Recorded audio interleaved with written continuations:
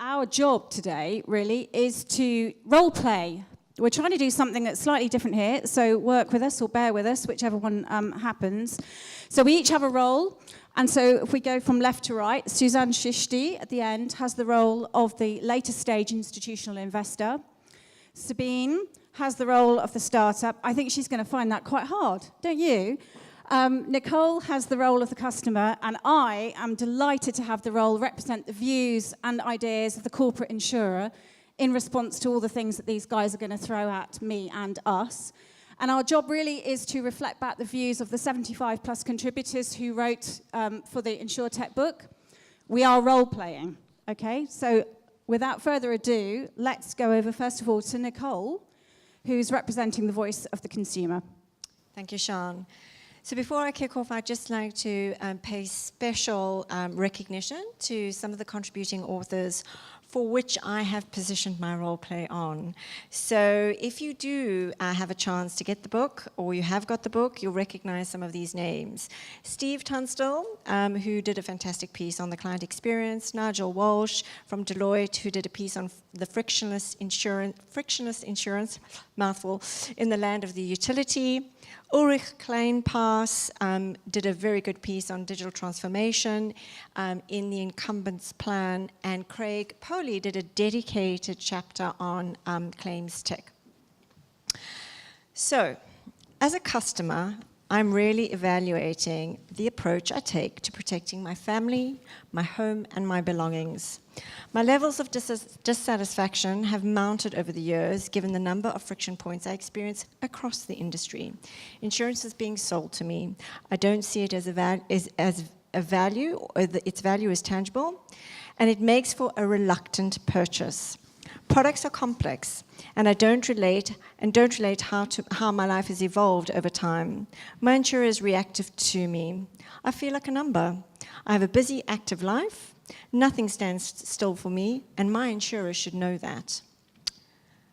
Now there's the issue of cost. I don't understand the complexities of insurance products, let alone why they differ between providers. Lack of transparency between brokers has led to mistrust in the industry, and I represent that mistrusting individual. I think I'm way better off self-insuring or putting money away into a savings account for a rainy day. After all, I'm healthy, I drive cautiously, I live in a safe neighborhood, and disaster feels really, really far away. Oh, and then finally let me touch on the experience. Paper, paper, paper. I mean, I am digitally native. I live on my smartphone. I can't deal with outdated communication channels. And then there are the touch points. When it comes to my annual renewal notice, I mean, that's just once a year. That's simply poor. And it's just to warn me of my premiums going up. I get hounded to take on more products, but once I've signed up, then silence. The claims process is a nightmare. I dread having to go through that again. Dealing with the trauma of an accident, a scary health condition, or a burglary is bad enough. All the fuss, the endless calls, explaining my situation over and over, and the way I'm treated leaves me feeling angry and resentful. I'm going to find another way. I'm getting on the phone right now to cancel all my policies. Well, Nicole, I'm really sorry about this experience. We know that insurance offers no immediate gratification. Products are often bought, right? And as you said, you don't want to actually be pushed any offerings.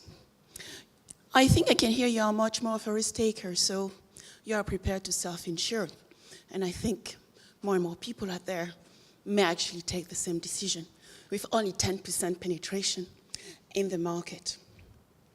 Insurance is often seen as an afterthought of last resort. But how can we make to you a promise of trust? Well, do you know that there are over 6,000 startups out there which are focused on Insurtech? 2,500, I think, are being captured and data being available on each one of them. What do they want to do? Well, they want to improve your customer experience. The way they do that is by looking at the GAFAs, the Amazon, the Google of this world, Netflix, Airbnb, they want to learn those experiences and replicate them for you. Example of those started with 2 years ago, the Knip, the Clark, the Broly, and friend insurers of this world. They also want to design really innovative products, such as bought by many, for instance, looking at very specific customer segments. You also have those who actually want to help the experience of the insurers being improved, such as the writing them and the Spixies, which actually focus on the claims process. And finally, you have the big ones who, because they get a lot of investment, an example is Lemonade, which received over 180 million after 5 rounds, want to completely change your experience. We know that their claim experience is not the greatest right now, but imagine if they tweak their AI and behavioral economics, what they can do for you. I will finish my talk with the fact that we want frictionless experiences, right? We want to be able to have simple experience, like the usage of our Apple iPhones. We want them to be fast and speedy. And lastly, we want to make sure that when we want something to be done, it's done at the right time. And those great writers that I've quoted through my talk include Nigel Borge, Steve Tunstall, Renaud Million, Becky Downing, and Karl-Heinz Passler. Okay. So Sabine's had great fun and Nicole's had great fun basically telling me as the corporate insurer, I have a really big problem, and summarising, I either don't get it, or even worse, I do get it, but I actually don't care because I genuinely don't think I have to. So my key messages in response to that charge are as follows. First of all, innovation in insurance isn't new, and we certainly didn't hear about it from Insurtech. Secondly, insurers are partnering, self-disrupting, and are absolutely crucial to underpinning the insurance ecosystem globally, and that's not new either. And thirdly, we may well be a big part of the problem, but there ain't going to be no solution without us.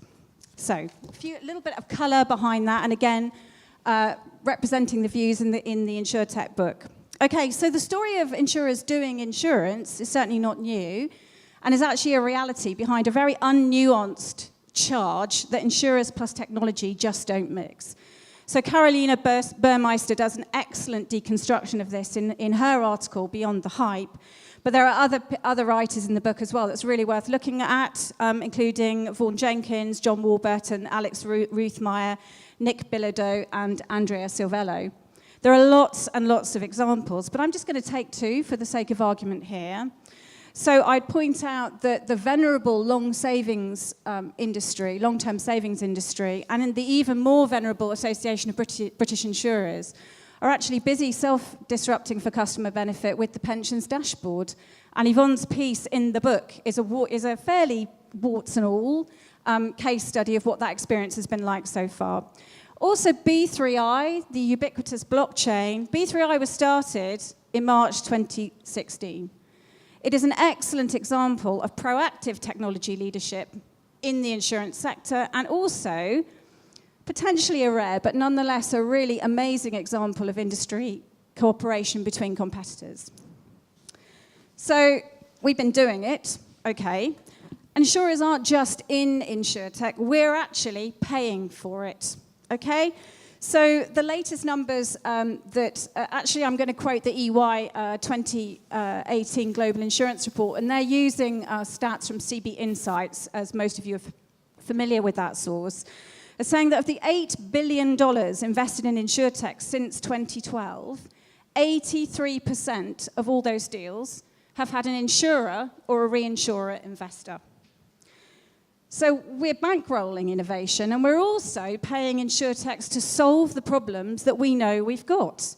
As the Insurtech book makes clear, 61% of startups funded between 2013 and 2016 focused on internal insurance processes. So take a look at Susanne Mollegard, Sheedy Hagen, Dorota Zimnock. Dorota, I don't know if she's still here, but she was speaking earlier. So I would say, as the corporate insurer, we're crucial to a vibrant Insurtech ecosystem, and we're certainly not passive observers to current and developing challenges and opportunities. And you know what? We're really, really necessary, not least financially, because as Renaud Million, and I saw him earlier, I don't know if he's still here, he wrote in his founders piece, pointed out using lots of research that actually, if you're looking at VC funding, you're going to be very lucky if you're one of the fewer than 1% of businesses that are viewed as fundable. And read what he has to say about the realities of pivoting as a startup when you're VC invested. Okay, so we're doing it and we're paying for it. Lastly then, we're here and we're necessary. I think we can all agree that most of the focus in Insurtech up to now has been around the consumer lines and also the consumer interface. But actually, that's just a fraction of the global insurance needs. Millie Cabell and Denise Cuellar do some really excellent work on showing how important incumbents are to the development of the insurance market and consumer benefit in Turkey and LATAM, respectively. And do read Janet Shahrajan's piece on the best Insurtechs may not be Insurtechs. Because if we read her, we might well say, you want to see the face of Insurtech? As a corporate insurer, you're looking at it. So I would also say that the really big insurance issue and opportunity is the global protection gap. And our authors, including Nick Martin of Polar Capital, Susan Halliday, and Pauline Davis, all wrote very persuasively about this. So again, quoting the EY report, and this time they're using Swiss Re Institute data, global insurance penetration in life, P&C and health is a ridiculous 6.3%. This is a major opportunity, but also a major blemish, actually, and an economic drag.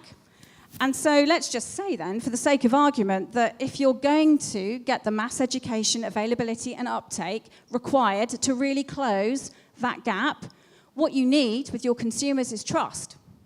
Brand trust. That's us at the moment. So in summary, corporate insurers are doing it. We're paying for it. And I don't think we're doing that badly, actually.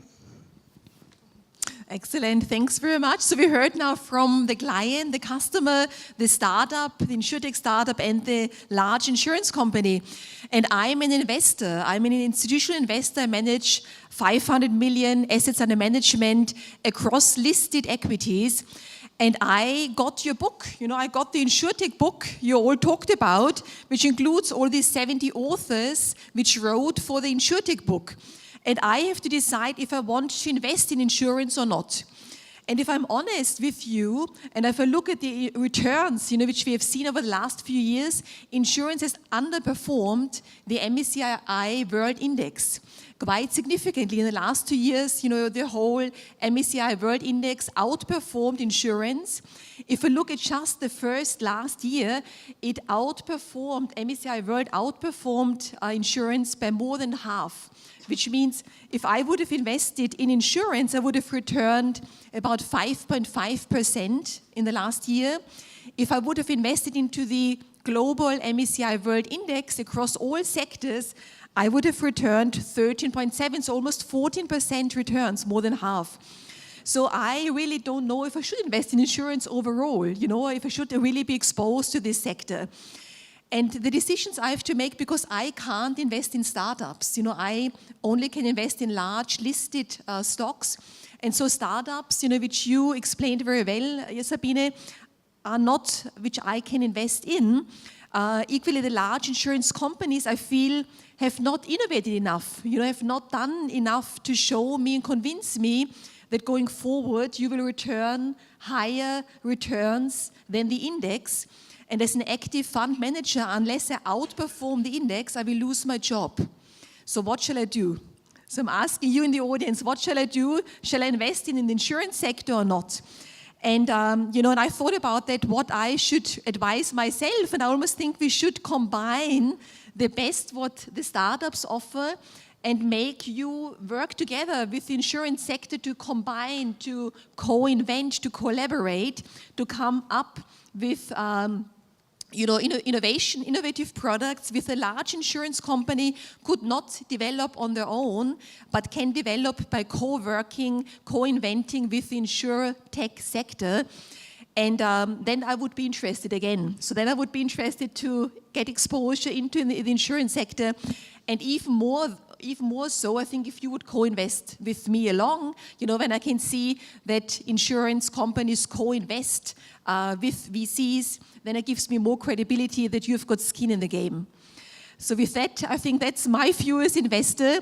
And I guess we would like to hear from all of you, what are your thoughts? What do you think about the future of insurance? Would you, if you're investors, would you invest now? And if yes, under which conditions? If you're startups, do you like to work with large incumbents? And if you're large incumbents, do you want to work with startups? So we are opening up for the discussion. And who wants to start first? We've got a question phones in the audience. Yes. I'll be the microphone in the audience, shall I? Thank you so much. So one thing I have to say as well, working with startups, is that it's important. I mean, you have those startups which actually focus on B2C, and usually they need investment, so they will go to an investor to get a lot of money, so the lemonade example. But majority of startups will look at B2B, so they will want to look at an insurer as a conduit for their solution. And so today, I would say around 20% of startups are invested in beyond Series A, 60% are still unfounded. Question?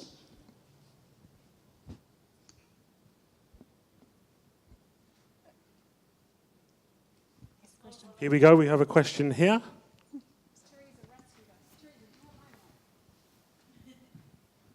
Why is that? So you said that 60% were uninvested. So for me, what's your view on why that is? So my view is that Insurtech is younger than FinTech, right? FinTech is probably another 5 to 7 years ahead of Insurtech. Insurtech really started for some in 2014 when we got 2.9 billion invested in 2015. Actually, this year is seen as the second largest year, and we're estimating probably 4 billion being invested in Insurtech this year.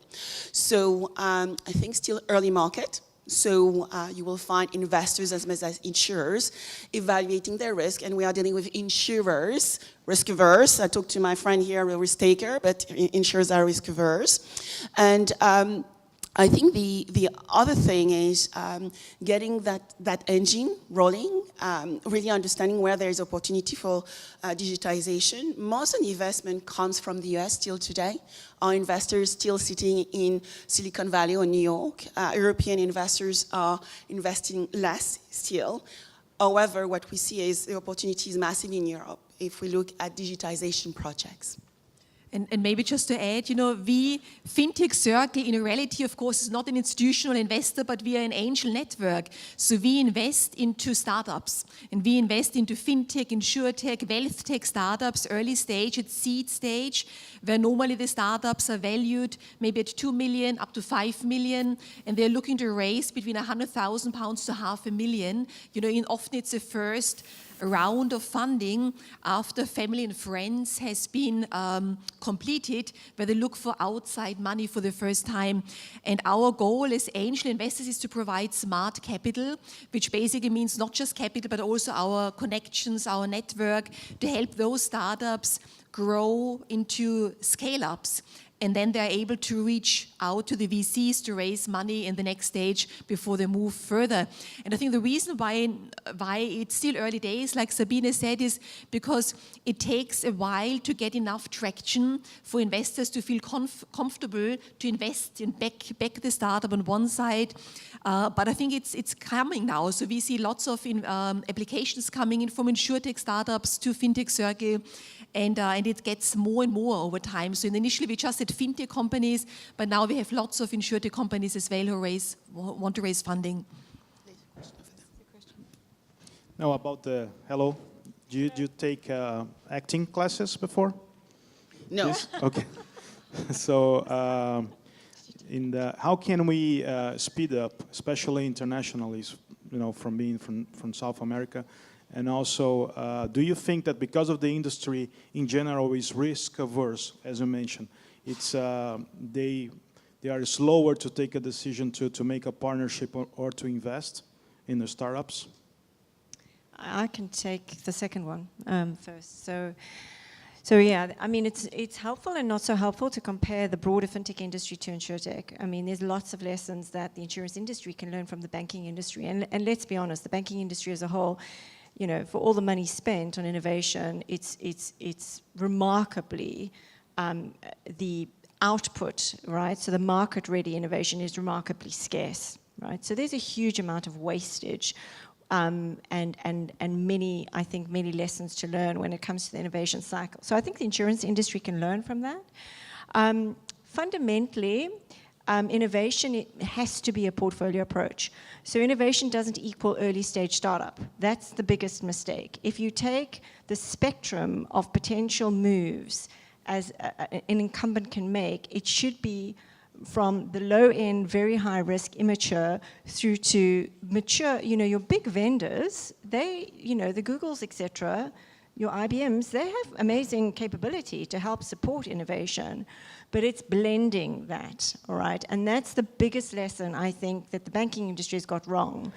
So I think there's plenty to learn.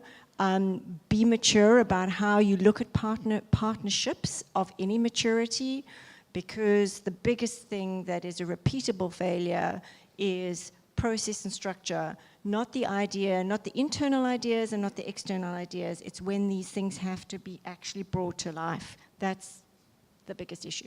Okay, we have another question here. Thank you. And that was really cool, the role-playing. I'm kind of curious as to what your thoughts are on where the trajectory of interest rates are going is potentially going to impact this whole dynamic between the incumbents and the insurtechs. There's an argument that's been made that combined ratios have been falling, and that's because interest rates have been falling and been so low for so long, and now we're starting to see that reverse course. There's also an argument that says that, well, hey, tech companies, Insurtech included, have had access to cheap capital, and that's what's funded a lot of the innovation and the growth. If we see that reverse, does that persuade more investment from incumbents in innovating, or does it make them say, hey, you know what, we're going back to the good old times, and really we don't need to change much, and Insurtechs are kind of out of funds to innovate with? Can I start off with that, but without talking about the technicalities of the interest rates and the economics, because I'm not remotely expert. I'm really interested in it, but I'm not expert in it. I think the underlying assumption is, and I have to say slightly grumpily perhaps, it's the same old story, isn't it? That somehow the incumbents don't really want to change. They're being kicked screaming into that for a variety of factors, whether it's economic pressures, of whatever hue, or whatever other levers that you might think, that there's somehow that it is a blanket, unnuanced, they really don't want to change if they don't have to. So let's look at the levers that may be forcing them to do that now and see if the frog is still being boiled in whatever way, with whatever source of energy. And listen, I was role-playing because, you know, I am by no means saying that incumbent insurers have got it all sorted, and I have many friends who are in therapy because they've been trying to make change within their business, and they're just finding it really tough, and there is a massive amount, well, I say massive, that's probably hyperbole, but there are a lot of really, really good people who are leaving insurers now to go and work with scale-ups, because they can see an opportunity to make the change for the customer that drives 95% of people, I believe, who work in insurers in the first place, right? So there's a lot that's wrong, but I do worry about the arguments and the debates being all about at what point is this force that's forcing people to make these decisions going to run out and they'll just revert. I don't believe it's possible, because I think there are societal shifts, not least technological shifts, that don't even make that a sensible business choice, even if it was the choice of the 63-year-old, typically male, CEO looking over the horizon to his retirement. End of sermon.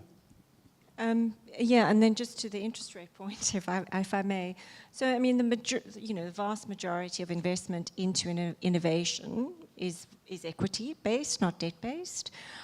Should the interest rates rise, I guess the skew would be, even if you look at mezzanine levels with the, the debt equity mix, it would steer more to even greater equity stakes.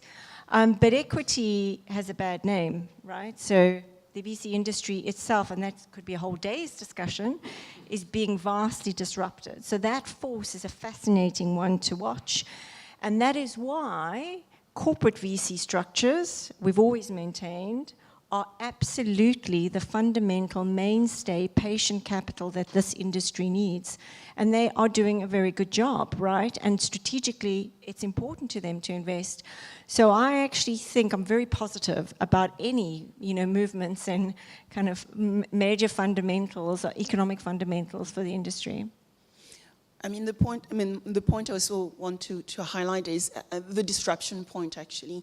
When I made the point around the GAFA, Netflix, and all the other, I think it's also important to be mindful that if one doesn't do anything, the customer, regardless of where he sits, in corporation or, business to consumer eye, will want the change, and they will, have the expectation. And if Amazon becomes the one selling insurance, why not, right? We're all talking about, is Amazon going to be our next insurer?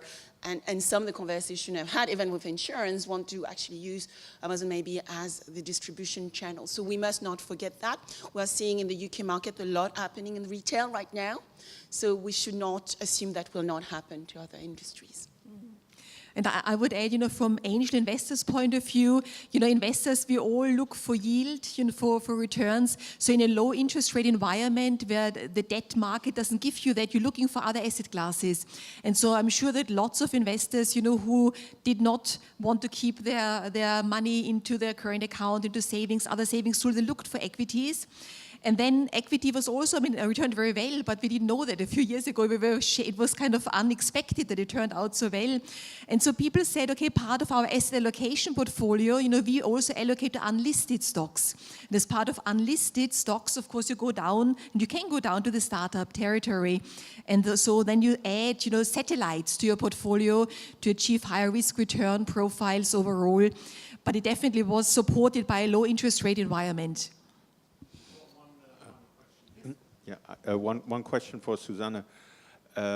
Bearing in mind that the FinTech movement is a bit older than the Insurtech, as you mentioned already, what is actually a kind of learning for the Insurtechs? Bearing in mind, the experience you've seen with investors, failures, and so on. So if I would be a young startup entrepreneur in the Insurtech, what kind of advice could you give me with your experience?